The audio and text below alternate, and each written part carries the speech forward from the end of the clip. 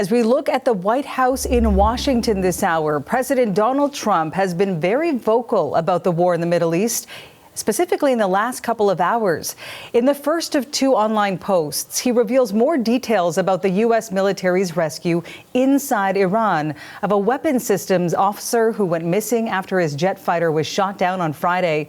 And in his other message, he drops the F-bomb while repeating his threat to carry out airstrikes on critical civilian infrastructure if the regime in Tehran fails to agree by Monday to open up the Strait of Hormuz sea corridor.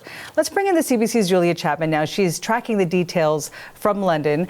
Trump has given Iran this ultimatum, Julia. We know that. The clock is also still ticking towards that deadline. And now he's threatening a major assault if no deal is made. What more can you tell us about what the president is saying right now? Well, Marianne, Donald Trump is not known for restrained language, but this post on Truth Social is really quite extraordinary. He uses expletives to threaten the Iranian regime into agreeing to his ultimatum, which was effectively to make a deal or open the Strait of Hormuz by tomorrow. This post now says that Tuesday will be what Donald Trump calls Power Plant Day and Bridge Day. He had earlier threatened to bomb both power plants and bridges in the country. And then the president goes on to write in extraordinary language, "Open the effing strait, you crazy bastards, or you'll be living in hell." And he goes on to sign off, "Praise be to Allah." Now, perhaps the strong language is a negotiating tactic, or perhaps he's losing patience with the Iranian regime, which is showing no signs of capitulating to his demands. Iran is still threatening vessels moving through the Strait of Hormuz, where traffic has almost ground to a halt, pushing up global oil prices. It's still launching drones and missiles at Israel and the Gulf states. President Trump also gave an update on the U.S. airman who was rescued after his aircraft was down by Iranian fire. What are we learning about that rescue mission? Yeah, he announced the successful rescue of the airman just after midnight, saying, "We got him and he is safe and sound." But he has just posted another update where he describes the officer as seriously wounded and really brave. He says the Iranian military was looking hard for him in big numbers and getting close.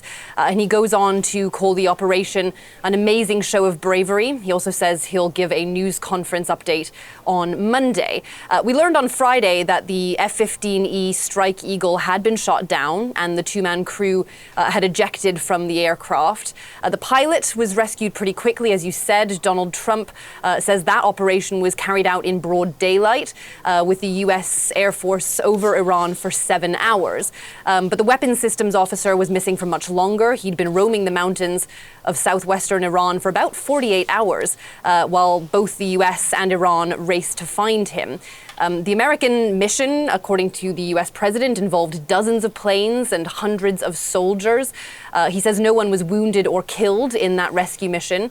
Iran had been offering its citizens a reward if they were able to capture the airman, and state media shared footage of search parties in the country trying to track him down.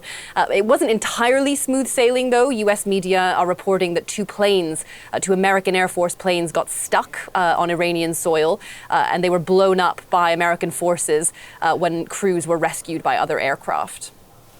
Thanks so much for this, Julia. The CBC's Julia Chapman reporting in London.